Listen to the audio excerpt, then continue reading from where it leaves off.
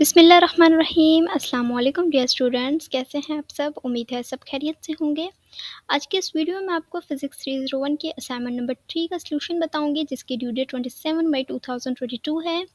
इसके दो क्वेश्चंस हैं, दोनों ही बहुत ज़्यादा इजी हैं। मैं आपको भी समझा दूंगी। वीडियो को स्टार्ट करने से पहले अगर आप मेरे चैनल पर न्यू और अभी तक आपने मेरे चैनल को सब्सक्राइब नहीं किया तो आपसे गुजारिश है कि मेरे चैनल को भी सब्सक्राइब कर लें, ताकि आने वाली तमाम वीडियोज़ आप लोगों के लिए हेल्पफुल साबित हो सके। क्वेश्चन नंबर 1 में उन्होंने हमें 4 चीज़ें कैलकुलेट करने के लिए दी हैं, जो कि बहुत ज़्यादा ईजी है।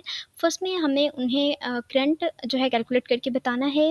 सेकंड में हमें voltages V1, V2 and V3 calculate करके बताना है। थर्ड में हमने बताना है कि calculate the power dissipated by each resistor. Dissipated का मतलब होता है खारिज होना, यानी ईच रजिस्टर से किस तरह से पावर जो है वो खारिज हो सकती है, तो हमें ये कैलकुलेट करके बताना है। फोर्थ में हमें डिटरमाइन करना है power delivered by the source, और कंपेयर करना है कि दोनों पार्ट्स के जो पावर के लेवल्स हैं, क्या वो उन दोनों की जो वैल्यू है वो इक्वल आती है या नहीं आती। ये हमें 4 पॉइंट्स फर्स्ट क्वेश्चन में हमें प्रोवाइड जो है उन्होंने दिए हैं, जिसको हमने कैलकुलेट करके हमने अपने आंसर में बताना है। ठीक है, क्वेश्चन नंबर 2 में उन्होंने हमसे क्वेश्चन फर्स्ट पूछा है कि why a crow sitting on bare 100 K V electric wire not head electric shock. अगर एक कौवा जो है 100 kV इलेक्ट्रिक वायर पे बैठता है, यानी जो 100 kV की वायर होती है, जो कि अक्सर हमारे लगी होती है स्ट्रीट्स वगैरह में या फिर रोड्स वगैरह में, जो भी 100 kV वायर लगी होती है, अगर उस पर आकर एक कौवा जो है बैठता है तो उसको इलेक्ट्रिक शॉक क्यों नहीं लगता। हमारा ये क्वेश्चन है जिसका हमने आंसर बताना है कि उसको इलेक्ट्रिक शॉक क्यों नहीं लगता। सेकंड में उन्होंने हमें कुछ चीज़ें दी हैं, silicon, silver, iron, carbon, gas, glass, copper, rubber. हमने इसको बताना है कि कौन सा कंडक्टर है, कौन सा सेमीकंडक्टर है, कौन सा इंसुलेटर है। सो ये दो क्वेश्चन हैं, दोनों ही बहुत ज़्यादा ईजी हैं। फर्स्ट क्वेश्चन की तरफ आते हैं, फर्स्ट क्वेश्चन को देखते हैं। फर्स्टली हमने उन्हें बताना है कि अगर दो रेजिस्टर्स ऐड होते हैं, यानी V2 एंड V1, यानी R1 और R2 को हम प्लस करते हैं, तो हमारे पास 7 ओहम किस तरह से आया। जो R1 है वो 5 ओहम है, जो R2 है वो 2 ओहम है। सो अगर हम इन दोनों को प्लस करते हैं तो हमारे पास फर्स्ट ओहम जो है वो हमारे पास R1 5 है, एंड सेकेंड R2 जो है वो 2 ओहम है। सो अगर हम इन दोनों को प्लस करते हैं देन हमारे पास 7 ओहम आता है।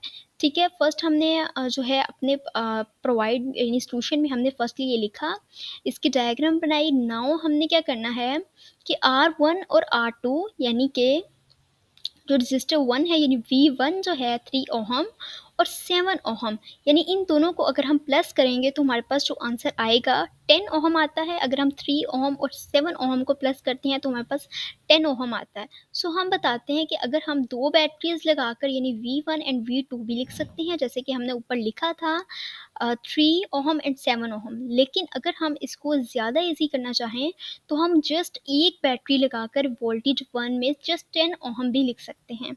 सो ये फर्स्ट हमने चीज़ बताई कि अगर हम दो बैटरीज लगाकर सेपरेटली लिख सकते हैं, लेकिन अगर हम इसको ज़्यादा ईजी करना चाहें तो दोनों को प्लस करके हम 10 ओहम भी लिख सकते हैं। ठीक है, बैटरी जो है हमारे पास 20 वोल्टेज की है। फर्स्ट जो है हमने जब फाइंड किया तो हमने सबसे पहले अपना IS फाइंड करने के लिए, यानी इलेक्ट्रिक करंट फाइंड करने के लिए, जो कि ये हमारे पास फॉर्मूला है V इज इक्वल 1 रेजिस्टेंस, हमने ये अपना फॉर्मूला याद रखना है। आपको मिड टर्म के पेपर्स में और फाइनल टर्म्स के पेपर में ऐसे क्वेश्चंस आते हैं। अगर आप इनको अच्छे तरीके से असाइनमेंट्स को ही एक बार समझ लेते हैं तो आपके जो पेपर्स होते हैं वो बहुत ज़्यादा ईजी हो जाते हैं सॉल्व करने। सो हमने ये फॉर्मूला अपना लिखना है। वोल्टेज हमारे पास, यानी कि बैटरी हमारे पास कितनी वोल्टेज की थी, उन्होंने हमें प्रोवाइड किया हुआ है 20 वोल्टेज की बैटरी थी, जो कि हमने 20 वोल्टेज लिखा, 1 वैसे ही लिख दिया। और रेजिस्टेंस जब हमने इसको प्लस किया तो हमारे पास टोटल रेजिस्टेंस 10 ओहम आ गई, हमने 10 ओहम लिख दिया। जिन जिन स्टूडेंट्स ने इस असाइनमेंट्स को समझना है वो समझ लीजिए, और जिनको इस सॉल्यूशन की फ़ाइल चाहिए बगैर वाटर मार्क के, जिसको जस्ट कॉपी करके पेस्ट कर सकें, तो अगर आपको वो चाहिए तो डिस्क्रिप्शन में मेरी ईमेल है, आप मुझे ईमेल कीजिए, मैं आपको सॉल्यूशन जो है वो प्रोवाइड कर दूँगी, और जिनको समझना है वो मेरी इस वीडियो से समझ लीजिएगा। लेकिन जिनको जस्ट कॉपी पेस्ट करना है और फाइल चाहिए, तो वो डिस्क्रिप्शन में मेरी मेल है, मुझे मेल कर दीजिएगा, विदिन सेकंड्स मैं आपको जो फाइल है वो प्रोवाइड कर दूँगी, ठीक है? और चैनल को भी सब्सक्राइब कर दीजिएगा, चैनल को सब्सक्राइब करके मुझसे जो है ये फाइल आप ईज़िली ले सकते हैं, ठीक है? उसके अलावा जब हमने 20 वोल्टेज अपना लिख लिया, उसके बाद हमने अपनी 10 जो रेजिस्टेंस थी 1 वैसे ही आ गया, जो 10 ओहम्स जो हमने प्लस करके 7 और 3 को प्लस करके 10 ओहम्स को जो है इकट्ठा ही लिख लिया था। सो वो 10 ओहम हमने लिख दिए, ठीक है? उसके बाद हमने जब इसको यहाँ पर आकर डिवाइड हो जाएगा, तो 10 वन ज़ा 10 एंड 10 टू ज़ा 20। सो वी और ओहम को जब हम लोग आईएस यानी करंट का हमारे पास कौन सा हमने जो है 9 10 में भी पढ़ा है कि जो करंट का हमारे पास जो है साइन वो क्या होता है, एम्पेयर होता है। सो हमने उसको 2 एम्पेयर्स में कन्वर्ट कर दिया। आईएस फर्स्टली हमने फाइंड कर लिया है, आईएस का ही फॉर्मूला लगाया। देन जो हमारे पास जो थी गिवन में थी 20 वोल्टेज थे बैटरी के, 1 थे, एंड देन हमने 10 ओहम यानी कंबाइन करके उसको 10 ओहम दिए थे, वो हमने 10 ओहम लिख दिए, 10 वन ज़ा 10 एंड 10 टू ज़ा 20। सो 2 एम्पेयर हमारे पास आईएस फाइंड हो गया है। ये फर्स्ट हमने अपना जो हमें प्रोवाइड के लिए पॉइंट दिया था, सो हमने वो जो है फाइंड करके बता दिया है कि आईएस जो है वो हमारे पास 2 एम्पेयर आए हैं।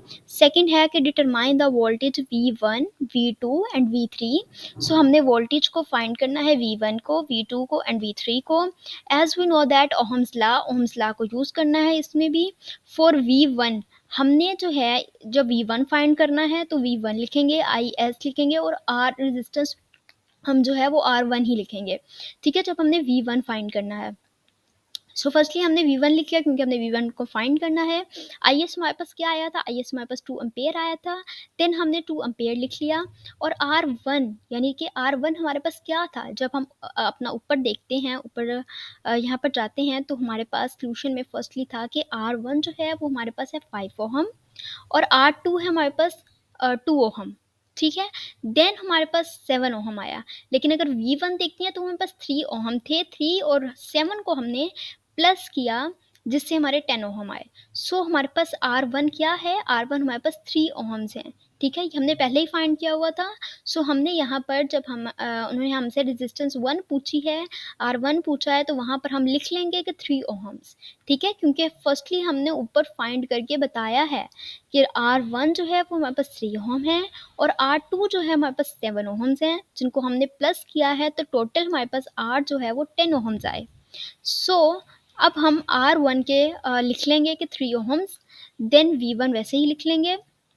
जब हम इनको मल्टीप्लाई करेंगे, 2 3 ज़ा 6, और जो हमारे पास वोल्टेज का आता है V, यानी V1 हमने फाइंड किया है, तो देन हम 6V लिख देंगे, ठीक है? सो V1 हमारा फाइंड हो गया है। सेम यही फॉर्मूला आपने V2 में लिखना है, लेकिन हम जब V2 फाइंड करेंगे तो V2 लिख देंगे, और R1 फर्स्ट R1 लिखा था, देन हम R2 लिखेंगे, ठीक है? R2 हमारे पास क्या था, हम गिवन में देखेंगे, R2 हमारे पास था 7 ओहम्स। सो हमने R2 में 7 ओहम्स लिख दिए, ठीक है? R2 हमारे पास था 5 ओहम्स, यहाँ पर लिखा है। R2 था 5 ओहम्स, और R1 था हमारे पास 3 ओहम्स। सो हमने R3 जो था वो हमारे पास 10 ओहम आया था, ठीक है? तो हम जो है यहाँ पर R2 की जगह हम लिख देंगे 5 ओहम्स। सो अब फॉर V3 में भी हम इसी तरह से करेंगे, V3 IS और R3, ठीक है? यहाँ पर आएगा R3। सो सेम हमने वही फ़ॉर्मूलाज़ लिखे हैं, लेकिन क्या इसमें फ़र्क आया है, V3 R3 V2 R2। Just हमने अगर V1 फाइंड करना है तो वहाँ पर R1 लिख देना है, V2 फाइंड करना है तो R2 लिख देना है, V3 फाइंड करना है तो R3 लिख देना है। इसी तरह से ये हमने अपने वोल्टेजेस जो हैं वो फाइंड करने हैं, ठीक है? और उसका जो फाइनल आंसर है वो लिखते जाएंगे। देन हमारे पास फाइंड करना है, calculate the power dissipated by each other. हमने किस तरह से पावर को हर रेजिस्टेंस से किस तरह से पावर खारिज हो रही है, हमने ये फाइंड करना है। उसके लिए हम फर्स्टली P1 फाइंड करेंगे। P1, V1 और IS, ये भी पावर का आपने फॉर्मूला याद रखना है। पावर जो होता है उसकी यूनिट क्या होता है, वॉट होता है। सो जब हम अपना आंसर लिखेंगे तो उसके साथ W लिखेंगे, यानी वॉट का हम अपना यूनिट लगाएंगे। और जो जो यहाँ पर वो हमसे गिवन में है, यही हमारे फार्मूलाज में है। V1, सो V1 की जगह 6 फीट जो कि हमने ऊपर फाइंड किया है। IS 2 एम्पियर फाइंड हुआ था। सेम वही लिखकर जो जो हमारे पास गिवन में है हम अपना आंसर जो है वो निकालते जाएंगे। जस्ट आपको फार्मूलाज जो है वो याद रखने हैं। आप पावर का एक फार्मूला याद रखेंगे P1 का, तो P2 ऑटोमेटिकली याद रहता है। वो किस तरह से कि V1 है, सो यहाँ पर V2 है, IS है, IS तो सेम एज इट इज़ वैसे ही आएगा। जस्ट हमें V1, V2 और V3 हमें फाइंड करना होता है। यानी हमें जस्ट अगर P1 फाइंड कर रहे हैं तो V1 ही आएगा, अगर P2 फाइंड कर रहे हैं तो V2 आएगा, अगर P3 फाइंड कर रहे हैं तो V3 आएगा। इस तरह से हम अपने जो है आंसर्स को निकालते जाएंगे। 12 वाट आया है फर्स्ट का, 20 वाट आया है सेकंड P का, और थर्ड जो है P उसका आया है 8 वाट। ठीक है, सेम इसी तरह से फॉर्मूलाज लगाएंगे और अपना जो है सोल्यूशन वो निकालते जाएंगे। जो फोर्थ है उसमें हमने दो चीज़ों को कंपेयर करना है। जिसके लिए फर्स्ट हमारे पास जो फॉर्मूला है वो है PS इज इक्वल IS और VS। ठीक है, जब हमने देखा कि हमारे पास IS 2 एम्पियर फाइंड हुआ था, जबकि हमने सबसे पहले हमने इलेक्ट्रिक करंट जो है फाइंड किया था वो हमारे पास 2A फाइंड हुआ था। हमने अपना 2A लिख लिया IS की जगह, और VS जो है वहाँ पर लिख लिया 20 एम्पेयर, 20 वोल्टेज, जो कि हमें बैटरी में उन्होंने हमें अपने डायग्राम्स में पहले ही बता दिया कि 20 वोल्टेज की बैटरी है। सो 20 वोल्टेज हमने यहाँ पर लिख लिया। ठीक है, उसके बाद जब हमने इसको किया 22 ज़ा 40 वॉट, 40 वॉट आ गया। अब हमने सेकंड को कंपेयर करके बताना है कि जो रिजल्ट है वो इक्वल है या नहीं है। सो जो कंपेयर करना है पावर को, PS is equal P1, P2 और P3, जो कि हमने अभी थर्ड में ऊपर फाइंड किए हैं। थर्ड पॉइंट में हमने अभी फाइंड किए हैं। P1 हमारे पास 12 वाट आ रहा है, P2 हमारे पास 20 वाट आ रहा है, और P3 हमारे पास 8 वाट आ रहा है। सो हमने तीनों को जो है प्लस करना है। सो क्या 40 वाट आ रहा है। सो दोनों हमारे जो आंसर्स हैं वो इक्वल हो गए हैं। सो हंस प्रूफ कि हमने दोनों को जब प्लस करके देखा है तो कंपेयर किया है, तो जो पार्ट 4 में था हमारे दोनों जो आंसर्स हैं वो इक्वल हो गए हैं, यानी 40 वाट 40 वाट हमारा इक्वल हो गया। सो हमारा आंसर बिल्कुल ठीक है। ये छोटा सा जो है क्वेश्चन है, जिसको जस्ट टेक्निकली क्वेश्चन है, आपको जस्ट फार्मूलाज को समझना है और किस तरह से पावर, इलेक्ट्रिक करंट, वोल्टेज किस तरह से फाइंड करने हैं, आपको ये इजीली समझ आ जाएगी। ठीक है, सेकंड जो है क्वेश्चन हम देखते हैं। सेकंड क्वेश्चन में हमें क्या बताया है। सेकंड क्वेश्चन में, जैसे कि मैंने आपको पहले ही क्वेश्चन में बता दिया है कि वो हमसे पूछ रहे हैं कि अगर एक कौवा जो है वो 100 kV वायर पे जाकर बैठता है तो उसको इलेक्ट्रिक शॉक क्यों नहीं लगता। उसका जो आंसर है वो ये मैंने बता दिया है, छोटा सा है, आप ये लिख लीजिएगा।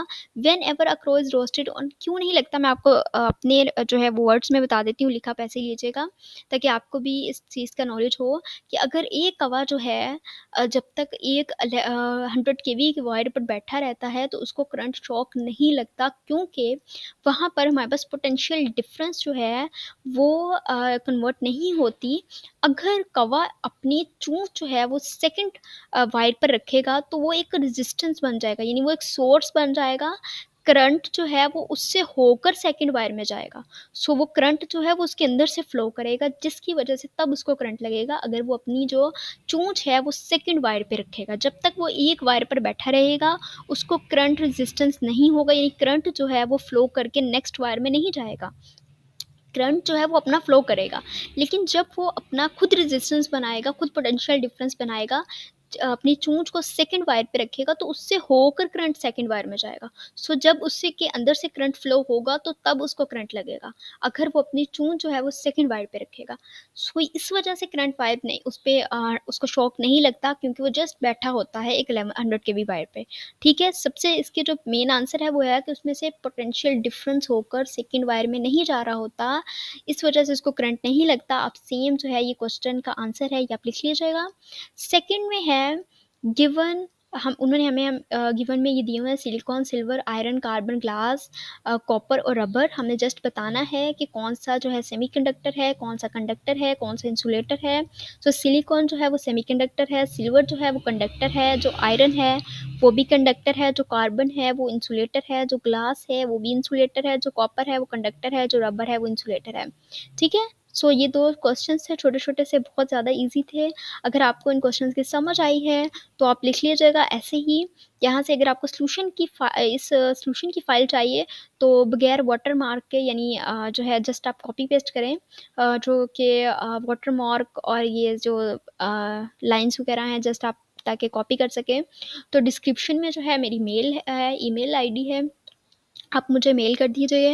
विदिन सेकंड्स जैसे ही जो है मुझे आपकी मेल आएगी, मैं आपको इज़िली जो है रिस्पॉन्स कर दूँगी, आपको एक फ़ाइल जो है वो सेंड कर दूँगी। आप यहाँ से कॉपी पेस्ट कर लीजिएगा, क्योंकि तकरीबन इसमें जो है वो आपको कॉपी पेस्ट के मार्क्स नहीं काटे जाएँगे, क्योंकि सबके जो हैं ऑलमोस्ट यही आंसर्स हैं, क्योंकि मैथ है और मैथ में सबके जो हैं सेम ही आंसर होते हैं। सो इसमें चेंजिंग करने की आपको ज़रूरत नहीं है। आप जो है मेरे चैनल को सब्सक्राइब कर दीजिएगा याद से, और उसके बाद जो है मुझे मेल कर दीजिएगा, मैं आपको ये जो फ़ाइल है वो आपको ईज़िली सेंड कर दूँगी। ठीक है? बहुत शुक्रिया आपका वीडियो देखने का। जज़ाकल्लाह। अल्लाह ताला आपको कामयाब करे सबको। खुदा हाफ़िज़।